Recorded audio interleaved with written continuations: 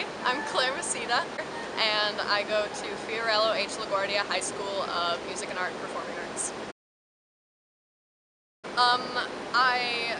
Right now I'm mainly editing film, and I write a lot.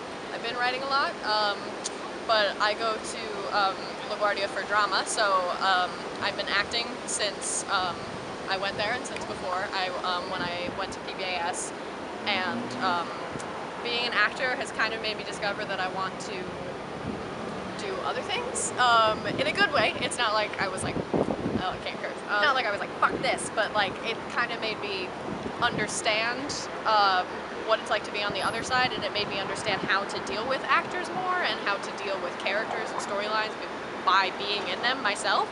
And it made me discover that I kind of wanted to put them together instead of work them out for somebody else, you know? And although like I do hope to do acting in the future, I do mainly want to be making my own things and creating my own work and putting my scripts to good use. Acting.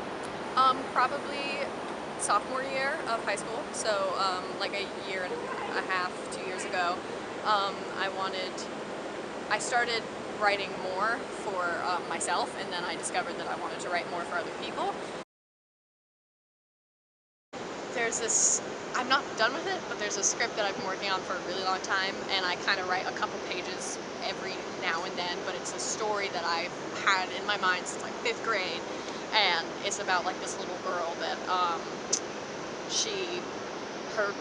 she loses her brother, and she kind of finds comfort in this dead body that she finds, and she's so young that she doesn't really understand that he's dead, and she kind of like projects like the relationship and the connection that she had to her brother onto this dead body, and it kind of turns, they find the body, and she gets framed for it, even though she's a little girl, and so it's about her kind of never ever growing up because of the fact that it institutionalized her, and then she has to then at the end they release her and she doesn't know what to do, which is actually inspired by a monologue that I did in 6th grade.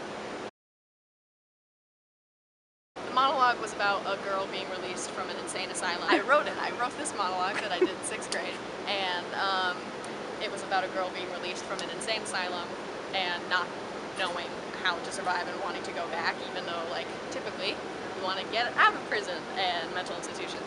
And that kind of always stuck with me, and I wanted to work on that, and then I kind of made up this character of Celia that I've been like growing and working on for a couple years.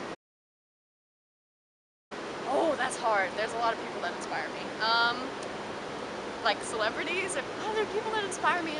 Every once in a while I meet a new person and I'm just like, good for you for like doing things. Like, I mean, my friends inspire me all the time. Every time they make new projects, they make me want to do new projects. Or when I go and I see, like I just saw Curious Incident of the Dog in the Nighttime in London, and it just made me want to write a new play. It made me look at Celia again and be like, what is it like to be in the mind of a child, because of how well they embodied the boy in that story. And I mean, watching movies, every single time I see a new one, it makes me want to write something, because it just blows my mind that something like that can be made, and that was like every time even though, despite the fact that he's a terrible person, every time I see a Woody Allen movie, it just blows my mind that that can come from one person, and that they can make that, and that makes me want to do that myself and become the kind of person that can put out solid work.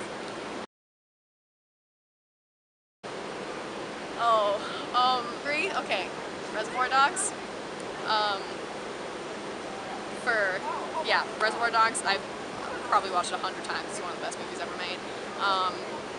And Night of the Hunter. If you haven't seen it, watch it. It's incredible. It was the first ever actually insane person that they ever portrayed in film. It's amazing. And it's about a priest that tries to kill these children. It's great. And third one, between It Happened One Night and Casablanca, you gotta put a romance in there. But like, survive off of, like if I were like on like an island, definitely a notebook. It's really important to write. And pen, obviously, but does that count as one thing? It's one thing, right? Notebook and pen. good music. I don't know how I can make this cheesier. Good music and my cats. Totally my cats. Cats are the best. Yeah. I don't know. I feel like all of it's really embarrassing. Like I can't, there's very few moments that I'm really proud of. Oh no, there was this when I was doing Little Voice and I was Mari and I stood up and I had like, we kind of put the set together, so like I put the box too close to the bed and when I stood up, I went down. If you want to find me on social media, I'm incredibly active on my Instagram, Tarantino, TARANTEEN0. And direct message me on there and I will most definitely respond. It's probably my most active social media site. And Facebook, of course, yeah, Claire Stare on Facebook. And then my email, ClareMACEDA@gmail.com. You heard it first on LOCUM.